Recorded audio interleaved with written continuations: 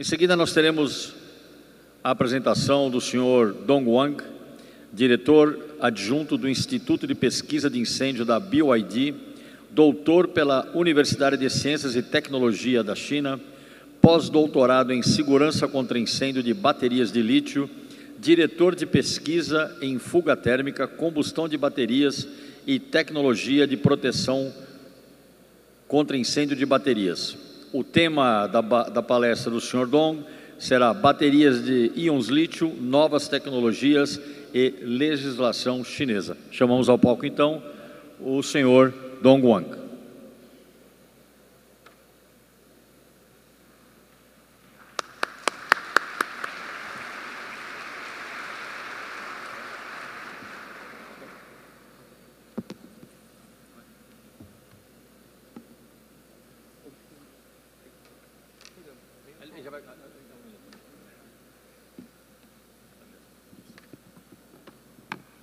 Nós estamos aí na apresentação dos nossos apoiadores, em seguida a gente já vai para a apresentação do Sr. Dong Wang.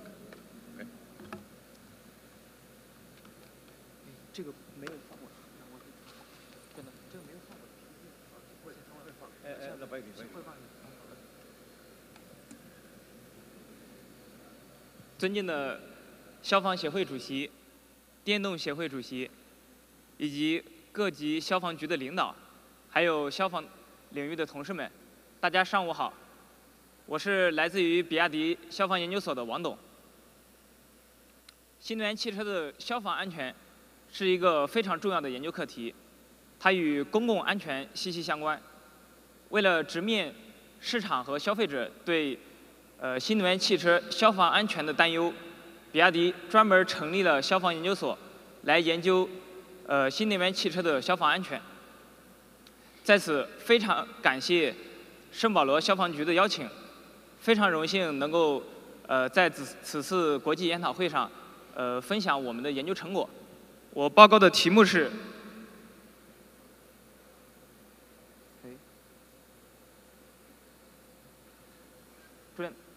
，Sorry, this is mathematics. Just a minute, just a minute.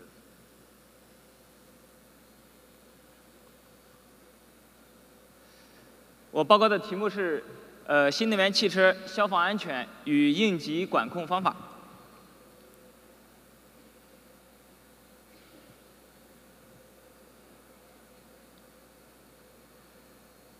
下面我将从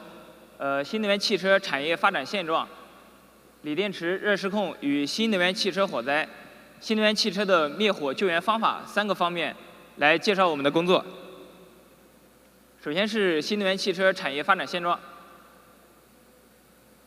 2024年，全球新能源汽车的销量达到了1720万辆，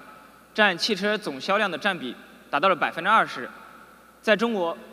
这个比例是更高的。2024年，中国有5个月的新能源销售量占比超过了50%，新能源汽车正在成为大多数消费者的选择。比亚迪作为掌握电池、电机和电控等核心技术的新能源车企，2024年取得了427万辆销量的好成绩，同时这个成绩也是全球第一的新能源车企。作为一个负责任的车企，我们花了很多的精力来研究新能源汽车的消防安全。下面我们来讲一下第2部分，就是锂电池的热失控与新能源汽车的火灾。新能源汽车它和燃油车的主要差别在于它通过锂电池来储存和输出能量。在新能源汽车当中，能量通过动力电池传输给高压线缆，然后再传递给电机，然后转化为电力，以此来驱动汽车的运动。它和燃油车通过汽油来输出动力，这个是不一样的。一个新能源汽车它的主要的组成部分包括动力电池、车身、电机、发动机这些结构。我们的动力电池通常位于汽车的底部成员舱的下方。一个动力电池它的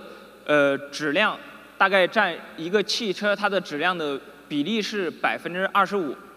当然，新能源汽车当中它的可燃物，不只是锂电池，它还有比如说座椅啊、内饰啊这些可燃物，它的占比会超过15%。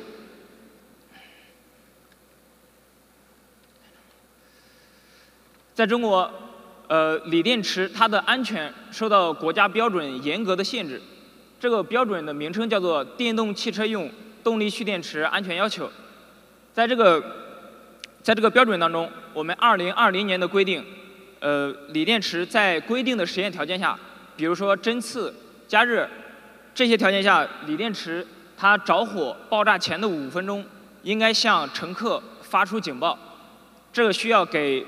乘客的逃生提供足够的时间。这个5分钟就是这个逃生的时间。然后在今年2025年，我们推出的最新的国家标准是规定锂电池在规定的条件下不能起火和爆炸。不过它仍然需要在电池状态异常的时候，向乘客发出警报，并且还有一个额外的规定，就是锂电池它热失控产生的烟气，它不能对乘客造成伤害。这也反映出随着我们技术的进步和发展，我们的锂电池的安全性能也在变得越来越好。如刚才所讲，得益于国家对锂电池安全的严格限制，新能源汽车它的火灾发生率是比较低的。在中国，2023年新能源汽车火灾发生率是0.96%，而燃油车它的火灾发生率是1/1.5%。新能源汽车它火灾发生的概率是低于燃油车的。在中国，2024年新能源汽车的保有量已经达到了3000多万辆。这个数据它的统计意义是很有代表性的。在世界上的其他国家，比如说挪威、瑞典和澳大利亚这些国家，这些国家的统计数据也同样表明，新能源汽车它的火灾发生率是低于燃油车的。这表明电池本身它虽然存在着一定的安全风险，但是呢，它发生的概率非常低。不过呢，由于新能源汽车它是作为一种新兴的工业产品，它的安全性能受到了大家更多的关注。我们引用中国科学院一位院士的话来讲，新能源汽车自然是新闻，而燃油车自然不是新闻。这就启发我们要理性的分析和研究新能源汽车它的消防安全。新能源汽车它的主要的消防风险来源于锂电池。下面我们可以花一些时间来了解一下锂电池它的工作原理。锂电池它通过锂离子在正负极之间的可逆移动进行电化学反应，从而储存和释放电能。电池它的主要的组成部分包括正极、负极、隔膜和电解液。电池的正极它主要是由铝箔和正极材料，比如说磷酸铁锂或者是三元锂这些材料组成。其中磷酸铁锂它的安全性是要高于三元锂的。然后负极主要是只要是铜箔上面附着着石墨。在一个正常工作的锂电池当中，就是隔膜是把正极和负极是分隔开的，这样是一个非常完整的工作体系。然而，在一个锂电池当中呢，这隔膜它是比较脆弱的，它的材料通常是使用聚乙烯或者是聚丙烯，在机械性能方面，它非常柔软，很容易就被机械损伤造成破损。然后在耐高温性能方面，它的熔点大概是130摄氏度到160摄氏度，它很容易被高温破坏。一旦隔膜被破坏之后，正负极将会直接接触，造成短路，并且会不断的释放热量。这个形成的高温又可能融化邻近的隔膜材料，就是有可能这样一步一步的将这个异常传递下去，形成热失控。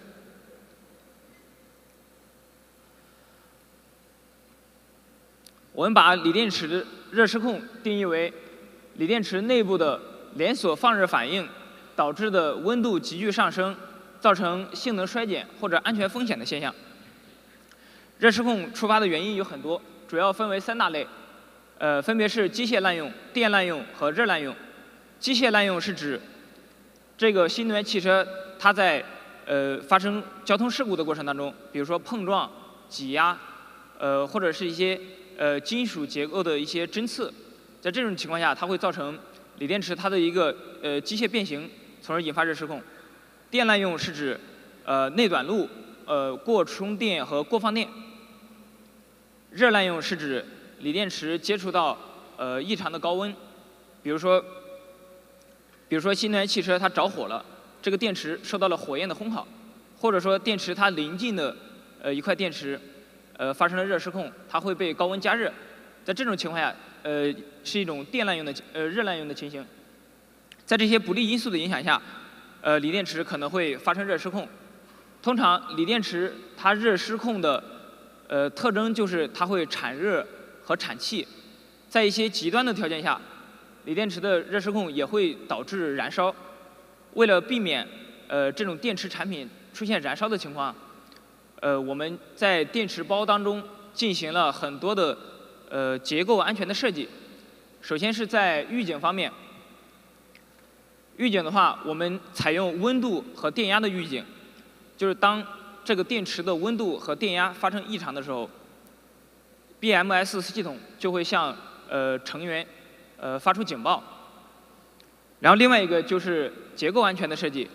我们在电池包当中设计了泄压阀、排气通道，还有热管理系统。一旦这个电池它热失控、产热或者冒烟，在这种情况下，这些结构的安全的设计，它就会把热量快速的排出到电池包外，防止热量聚集形成起火的现象。除此之外，在电池包当中还会使用一些隔热材料和阻燃的线缆这些材料，它会防止2次的电气事故发生。下面我们来讲一下我们在锂电池热失控的研究方面做的一些工作。我们主要从产热、产气和燃烧3个方面来研究锂电池的热失控。首先，我们介绍产气。我们研究锂电池热失控产气的方法是，把锂电池放在一个密闭的容器当中，通过加热或者针刺的方式来触发锂电池热失控，让它释放这个烟气。在这个密闭容器当中，随着这个烟气的产生，它的气压会逐渐的增加。我们通过测量这个气压的增加值，就可以知道一个锂电池它热失控产生的气体总量大概是100升。之后，我们再使用 GC 设备，可以测量这个烟气的主要的成分。从这个右边的这张图片当中可以看到，就是这个锂电池产气，它主要包括69%的氢气，16%的二氧化碳，4%的一氧化碳。然后像甲烷、乙烷这些烷烃类的气体，它主要占比在10%左右。以上的这个测量的数据是我们使用160安时的100% SOC 的比亚迪磷酸铁锂锂电池测量得到的。像市面上其他的锂电池，它的使用的材料和结构的设计和我们公司会存在一些差异，所以它的这个测量的结果也会和我们有些区别。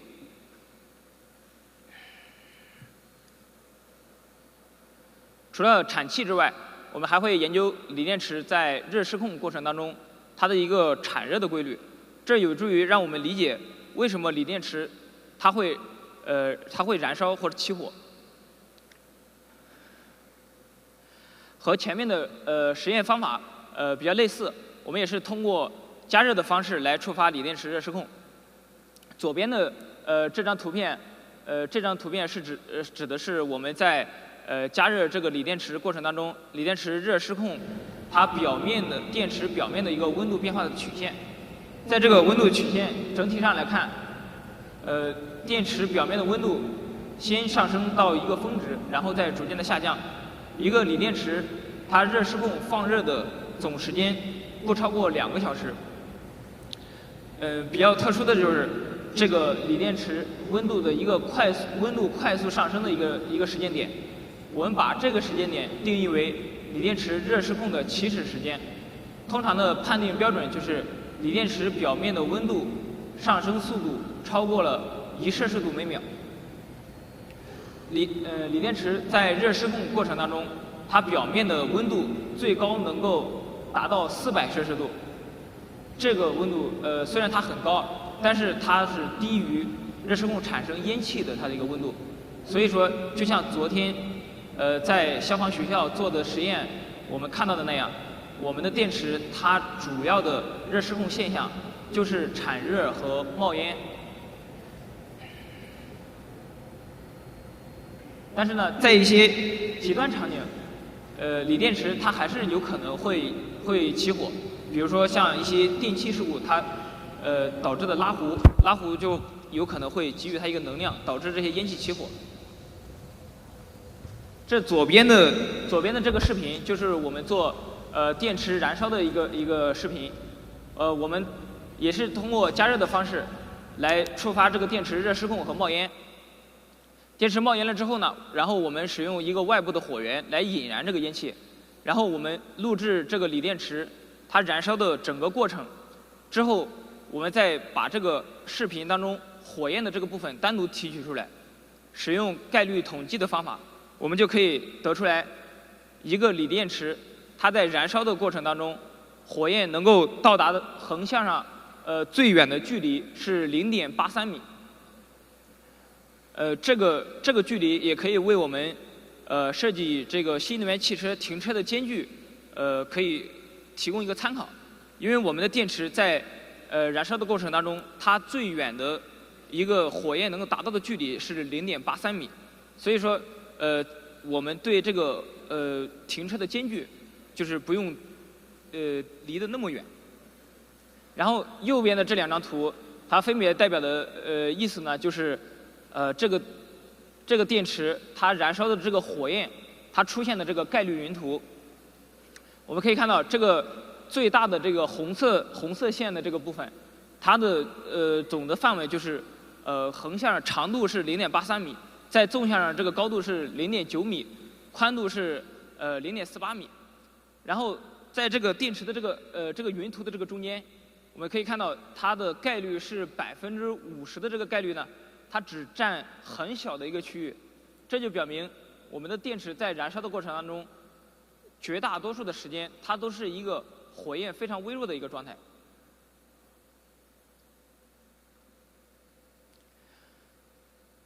针对锂电池这个燃烧的过程，还可以做一些热释放速率方面的研究。我们通过测量锂电池燃烧的过程当中，它消耗氧气的质量，可以得到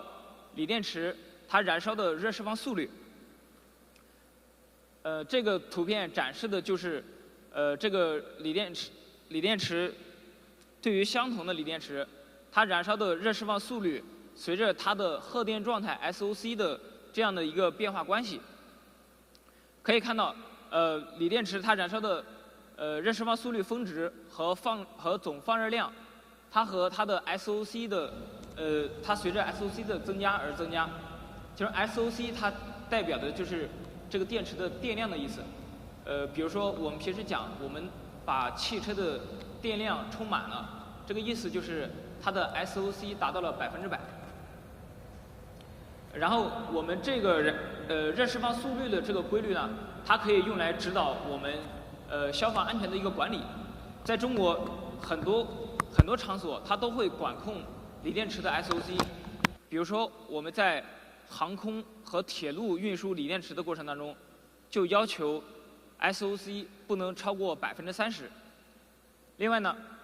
比如说在滚装船运输新能源汽车的过程当中，要求新能源汽车它的 SOC 不能超过50%。我们通过管控 SOC 的方法，可以降低它潜在的火灾危险性。然后我们还可以通过火灾荷载来判断锂电池它的火灾危险性。火灾荷载它指的是每平方米的可燃物，它在燃烧的时候释放热量的速度。火灾荷载越大，代表这个可燃物在燃烧的过程当中释放热量的速度就越快，也就代表它的危险性就越高。从这个图里面我们可以看到，燃油车使用的汽油，它的火灾荷载是2.16兆瓦每平方米，而我们比亚迪的这个刀片电池，它的数据是0.99兆瓦每平方米，它只是这个汽油的一半。然后对于我们汽车上面使用的这个电池包，就是汽车底部的这个电池包，由于我们刚才讲到它存在很多结构安全的设计，它的火灾荷载是更低的，它只有0.19，仅仅是汽油的1/10都不到，甚至还低于我们常见的这些 PVC、塑料这些材料。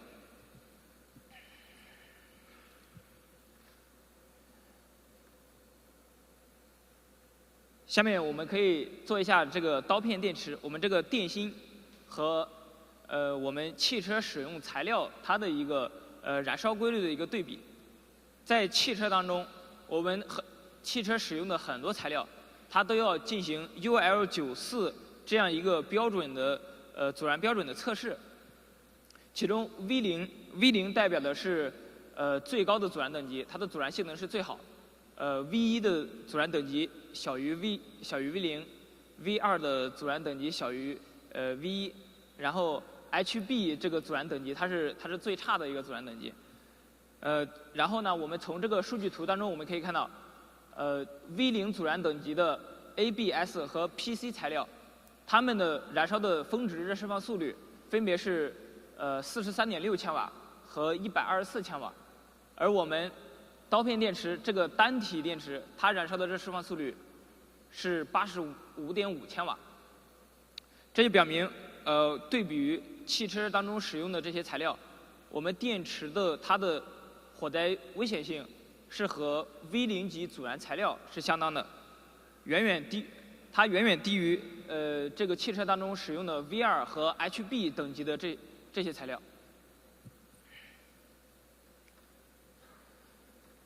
下面我们可以对比一下这个汽车的电池包和结构件它们的一个燃烧规律，因为结构件它的燃烧规律和刚才上一页 PPT 里面讲到的这个纯的材料它是不一样的，因为我们结构件它会有形状和结构方面的设计，这就会导致它的燃烧规律会有一些差别。就比如说一块木板和一个椅子、一个桌子，即使它们的质量相同，但是它们的燃烧规律也是不一样的。所以呢，我们就对比了汽车当中使用的电池包和其他一些结构之间燃烧的规律。从这个图当中可以看到，最下面是我们电池包的燃烧的一个数据。我们电池包燃烧的一个峰值的热释放速率是480千瓦，但是呢，我们一个电池包的质量能够达到300到500公斤，这个质量在这么高质量的情况下，它的燃烧的热释放速率却没有比其他的这个汽车的结构件高太多，甚至它的这个数据是远远低于这个同等续航情况下的这个汽油的燃烧数据。这就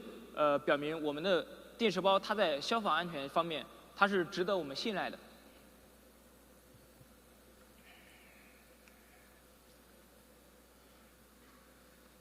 然后呢，我们介绍整车层级它的一个燃烧的规律。这张图片呢是一个权威机构他们测量的燃油车整车的热释放速率，其中一个燃油车它燃烧的热释放速率最高能够达到8兆瓦，然后火焰的温度能够超过1200摄氏度。然后这个热释放速率呢，这个8兆瓦的热释放速率，它是汽车在一个比较开放，就是没有干扰的情况下燃烧测出来的这个数据。其中呢，在一些场景当中，比如说我们使用了这个水培林如果有水偏离情况下，它的峰值热释放速率就会受到限制，包括它燃烧产生的烟气温度都会得到降低。所以呢，在中国的话，我们的汽车库国家标准里面就规定了，就是如果这个汽车库里面有水偏离的情况下，防排烟的设计就可以把这个汽车的燃烧的热释放速率可以考虑的降低一些。所以呢，就是不管对于燃油车还是对于新能源汽车，我们都是推荐能够在新建建筑当中能够加装这个水偏离的设施，来提升这个消防安全的性能。然后下面就是介绍大家比较关心的这个新能源汽车它燃烧的一个热释放速率。这个是我们引用的数据，是来自于中国四川消防研究所他们统计的数据。这个实验数据里面，电池的电量都是超过80%的，这代表着这个汽车处在一个比较危险的状态，因为电池的电量刚才我们讲到，电池的它的这个电量 SOC 越高，它的火灾危险性就越大。当它在这个火灾危险性比较大的情况下，可以看到它燃烧的热释放速率，它同样是没有超过8兆瓦的。所以说，新能源汽车它起火以后，它的火灾风险是和燃油车并没有任何明显的区别的。那么在新能源汽车使用的一些场景当中，我们就不用把新能源汽车考虑的非常特殊。我们以停车场为例啊，就是假如说有2辆车并排停放，其中1辆车起火的情况下，邻近的车辆最容易被引燃的部分就是它车窗的胶条，或者说是一些橡胶的结构，它的引燃热流呢大概是11千瓦每平方米。然后我们这个 PPT 里面，这左边的这张图片，代表的是对于燃油车来说，跟它这个起火的车辆不同的距离的情况下，然后它的一个辐射热流的这样一个数据。从这个图片当中我们可以看到，对于燃油车来说，距离一个起火的燃油车2米以内，它的辐射热流都会超过10千瓦每平方米。也就是说，即使一个燃油车起火了，在它2米以内的车辆都是有可能被引燃的。然后从传热学的本质上来讲，辐射热流它是随着物体燃烧的热释放速率跟它是成正比，然后跟间距的这个距离的平方是成反比的。也就是说，在相同的热释放速率的情况下和相同的间距，我们在这种情况下，它的火灾蔓延的风险是相同的。所以呢，就像我们刚才所讲到的，燃油车和新能源车，它的热释放速率是相同的。所以呢，在相同的停放方式下，它们的火灾蔓延风险也是相同的。所以就在中国，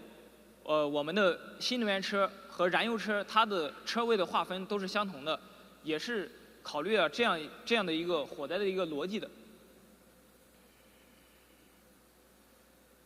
下面呢，我们就对我们刚才所讲到的锂电池热失控和新能源汽车火灾它的一个规律，我们可以做一个总结。首先呢，就是我们的新能源汽车，它的火灾发生率是低于燃油车的。然后呢，就算是新能源汽车起火了，锂电池的火灾危险性它也是低于其他汽车的结构件的。在一个汽车燃烧的过程当中，电池包它燃烧的热释放速率大概是480千瓦，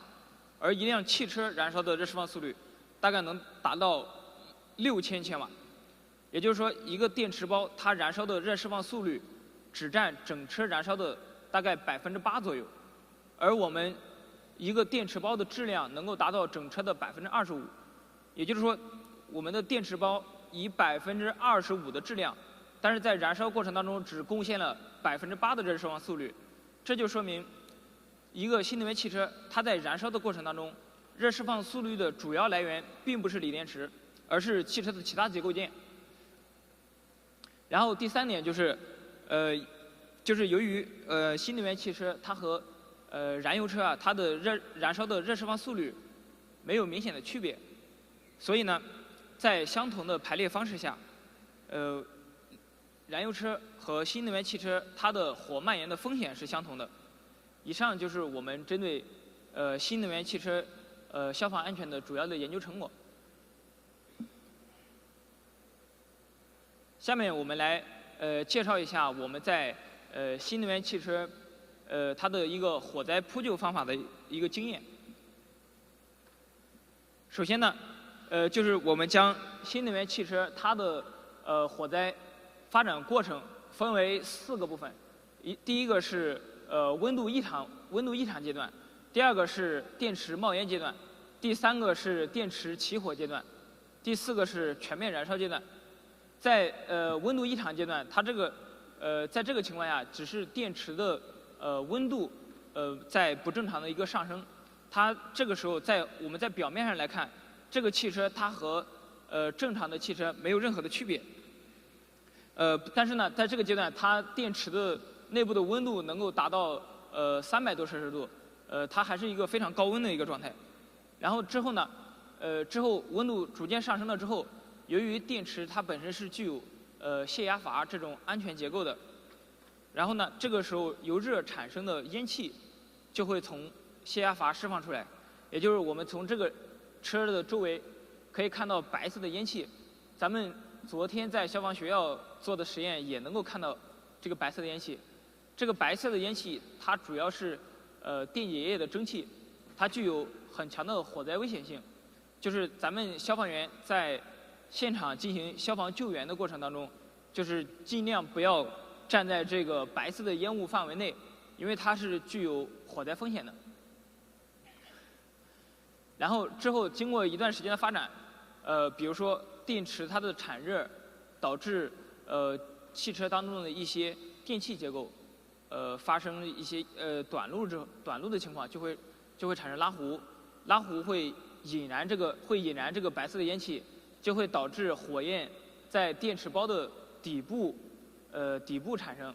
然后呢，逐渐的这个火焰会引燃整个的汽车，然后发展成为一个全面燃烧的阶段。下面我们介绍一下这个新能源汽车它的一个火灾的一个预警的方法。最常见的情况下，最常见的工具就是我们在建筑当中经常使用的感温感烟火灾探测器。将它放置在新能源汽车上方，就可以实现汽车在冒烟之后，就是它的一个快速的预警。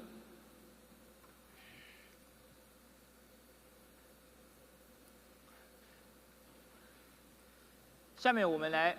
介绍我们研究的一种速度比较快的一种新能源汽车火灾它的一种预警的方式。我们使用红外热成像的方式，我们可以实现新能源汽车在温度异常的阶段就可以报警这样的一个功能。然后右边这4张图就是我们做的一个实验过程当中的一个图像，可以看到在这个是一个正常的一个场景下，这个车辆的温度没有发生异常，这个红外热成像它是可以监测到它的温度。然后呢，随着这个电池的温度出现异常之后，就可以在这个图片里面可以看到它会产生一个非常明显的热源，这个时候就可以对它的这个电池的状态来进行一个预警。然后呢，随着这个温度的逐渐升高，它会和周围的这个颜色的差异会越来越明显。所以通过这种红外热成像，我们就可以非常提前的预警。这样的话就可以为我们的消防救援提供很多的宝贵的时间。然后下面我们就介绍一下，就是一个锂电池，就是它的一个基本的一个燃烧的过程，就是这个电池包它一个基本的燃烧过程，以及它为什么会复燃。这是因为在一个电池包系统里面，它本身就具备了燃烧的3要素，包括可燃物、助燃物和引火源。在一个电池当中，引火源主要就是电池热失控产生的高温，或者说是就是电弧。然后可燃物主要就是电池它的本身了。下面我们来看一个我们做的电池包燃烧的一个实验。这个是我们通过内短路的方式来触发一个电池热失控冒烟。可以看到，在这个阶段，它还主要就是释放这个白色的烟气。再等会儿，在产生一个电弧的情况下，这个时候它就会快速的起火，然后火焰会浮现在它的这个四周。然后在报告的前面咱们讲过，锂电池它在热失控的时候，一旦它热失控开始，就是除非这整个电池包内所有的这个电池的能量全部释放完毕，它的这个反应才会终止。所以说，在这个阶段，即使我们把这个火焰就是用水或者说用其他的任何的灭火剂，把这个明火给扑灭掉了，它也不可能终止电池包内部的这个热失控的反应。所以呢，这也就是这个电池包它会复燃的主要原因。然后呢，由于电池包它具有一个复燃的这样一个特性呢，所以呢，我们消防员在扑灭一个新能源汽车火灾之后呢，就是尽量的要把这个新能源汽车拖到一个比较安全的一个状态，或者说对它实时进行一个安全的预警，就是避免它的复燃造成进一步的伤害。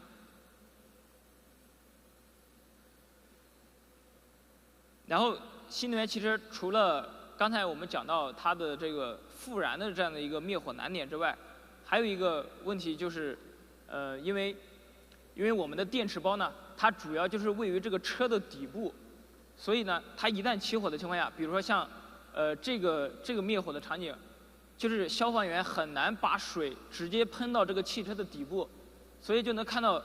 这个火焰是一直从这个底部的冒出来。然后呢，消防员也只能从这个旁边，也只能往他的车的表面来喷水，他没有办法把水直接喷到这个底部的电池包上面。这样的话，他就一直无法对这个电池包进行降温，所以呢，这个燃烧它就会一直持续下去，灭火的时间就会长达数个小时，时间非常长。然后呢，为了能够对这个底部的这个电池进行降温，所以呢，我们在中国有一些消防员啊，他们就会在这个危险的情况下，就用手把这个汽车抬起来，然后呢，让旁边的队友，然后把水喷到这个底部的这个电池包这个上面，然后以此来对这个电池包的温度，电池包进行降温。但是呢，这种方法它比较危险，我们是不推荐使用这种方法的，因为呢，这种方法它很容易，就比如说这个消防员他突然的，比如说这个车辆它突然起火，它就很容易伤害到消防员。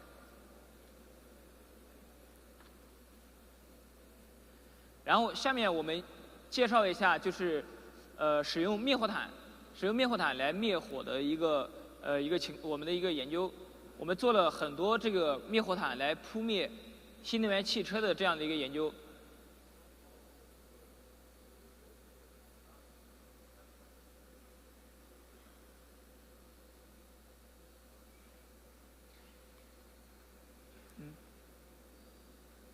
sorry， 这个右边啊，我们先放一下右边的，这是灭火毯的一个问题，就是我们使用灭火毯覆盖了这个新能源汽车之后呢，就是它确实是可以很快的就把这个新能源汽车的明火给扑灭掉。但是我们刚才讲到，因为锂电池它自身的反应是不可能通过窒息的方式来终止的，所以呢，在这个灭火毯里面，它就会持续的进行反应。这样的话，它就会导致这个灭火毯发生爆炸。所以呢，这是比较危险的一种场景。大家可以看到，这旁边是我们使用一个金属的铁架搭的一个架子，这个爆炸的威力还是比较大的。所以如果说使用灭火毯的情况下，咱们的消防员最好不要靠近这个车辆，因为它很容易对爆炸对消防员造成伤害。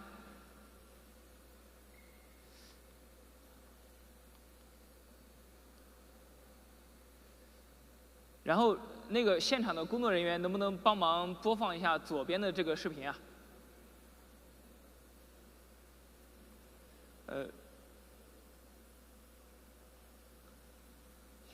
然后我们灭火毯啊，它在使用的过程当中，它还会有第二个的问题，就是这个灭火毯，大家看到这个是我们消防员来覆盖这个灭火毯的一个过程，就是针对一些这个车辆它比较高的一个情况，就是消防员想用手把这个灭火毯举上去，这是非常困难的。而且呢，由于这个在拉灭火毯的过程当中，消防员距离这个车辆非常近，所以消防员很容易就被这个火焰给烧伤。所以呢，就是可以看到我们这个过程当中是有4个消防员在拉动这个灭火毯来覆盖这个新能源汽车，这个过程是非常非常艰难的。然后呢，它还会有一个这样的问题，就是在这个灭火毯内部，就是我们这个视频我把它截取了一段时间，它没有放后面的一个场景。其实后面的话，消防员把这个灭火毯拉开的时候，然后这个火焰就立马就出现了，也就是说这个电池在接触到氧气之后，这个明火就直接就出现了。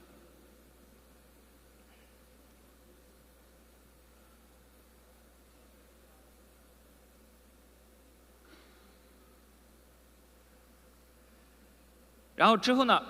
我们也有消防员在探索一些围堰的这种灭火的方法。这种是一个做的一个水的围堰，消防员用防水板在一个新能源车的周围来围成一个围堰。在这个围堰呢，因为它有比较好的一个密封性，所以呢，消防员就可以把水喷射到这个围堰当中。在这个围堰里面，水的高度它逐渐上升的时候，它就会没过汽车底部的这个电池包，这样就能形成一个降温和窒息的一个效果，就可以防止它进行复燃。但是呢，在这种情况下，因为防水板它很难布置，就是如果说我们布置的不好，密封性不好的话，这个水很容易就从这个防水板中间就流出来了，它达不到理想的这样的一个密封的效果。所以呢，我们后续我们又开发了一种新型的这个泡沫灭火的这样的泡沫围堰这样的一个方式。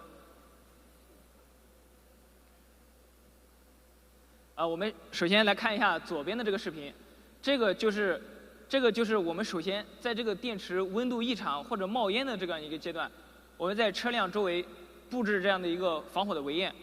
这样的我们使用泡沫的话，这个围堰就可以设计的相对比较简单。这个情况我们只是用一些防火布搭在这个车的周围，可以看到我们这样的话，我们就可以提前做好一个灭火的准备。就是如果说我们不想让这个车起明火，我们就可以在它冒烟的阶段，往这个围堰内部来喷射灭火剂，防止它起火。然后呢，如果说这个围堰内汽车起火了，我们想把它火焰给灭掉，我们的这个围堰也可以把这个泡沫灭火剂给固定在这个围堰内部。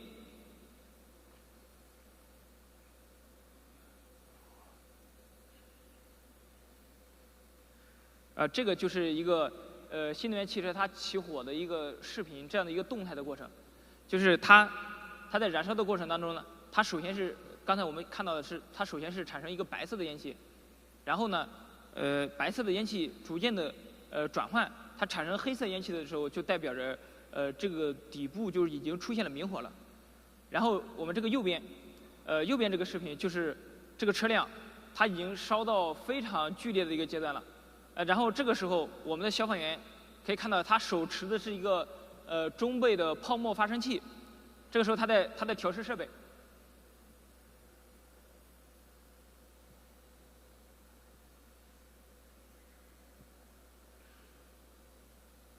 可以看到，这个时候就是喷射的就是一个中倍的泡沫。这个泡沫灭火剂它的发泡倍数大概是60倍左右。然后呢，通过这样的一个中倍泡沫来灭火，可以有很多好处。一方面呢，就是泡沫灭火剂它可以灭火的速度比较快；另外一方面，我们也可以减少这个灭火剂的使用量。像刚才我前面的那位领导他讲到，灭一辆新能源汽车的这个火灾，它的用水量可以达到30立方米，而我们使用这个泡沫的情况下，我们的用水量可以降低到几立方米，可以降低很多。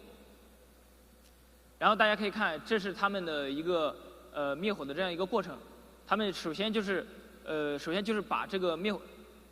中备的泡沫啊，先往这个车身里面灌，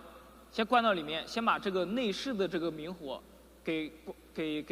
灭掉。在这个过程当中呢，就是灭内饰明火的这个泡沫，它就会流到这个围页内，在围页内，它这个时候你可以看到，它在底部这个注入这个泡沫，它就会对底部的电池包进行一个窒息，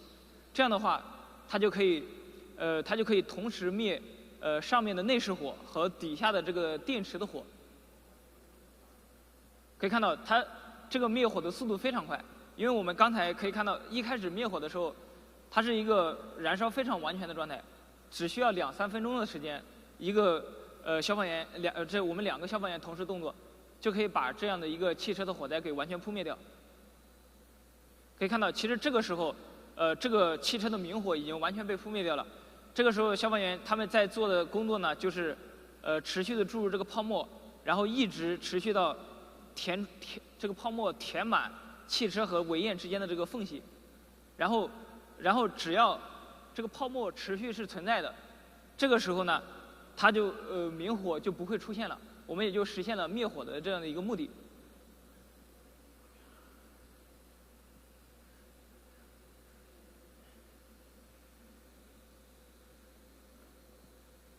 好的，可以看到，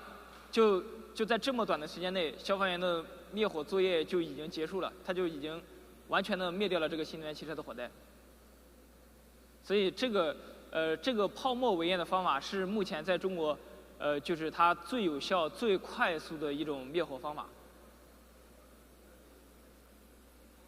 然后还有一个很多消防员都关心的一个触电风险的一个问题。可以再播一下这个视频。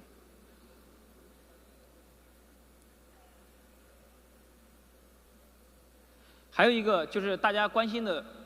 触电风险的问题，因为大家都知道新能源汽车啊，它这个电池包它的电压是比较高的，通常可以达到几百伏。很多消防员呢，在中国就很多消防员就来咨询我们，就是在灭火的过程当中会不会有触电的风险？然后呢，我们也做过很多的测试。其实通过这个视频也可以看到啊，就是这个消防员他就站在这个汽车的旁边。刚才也有视频也看到，就是消防员他也用手接触了这个车辆，其实他是没有触电这个风险的。我们在这个电池实验的过程当中，我们之前也做过测试，我们测量过这个车身和地面、电池包和地面，然后电池包和地面的积水这些区域之间的它们的电压和电流，它是没有触电风险的。不过这也是我们是使用比亚迪的这个电池和汽车来做的实验。我们在处置的过程当中，就是尽量的不要接触这个前舱盖里面那个橙色的高压电线，这样的话就可以很有效的避免触电的风险。好了，我的报告的主要内容就是这些了，非常感谢大家的聆听，希望这些报告的内容能够对你们的工作起到帮助，谢谢大家。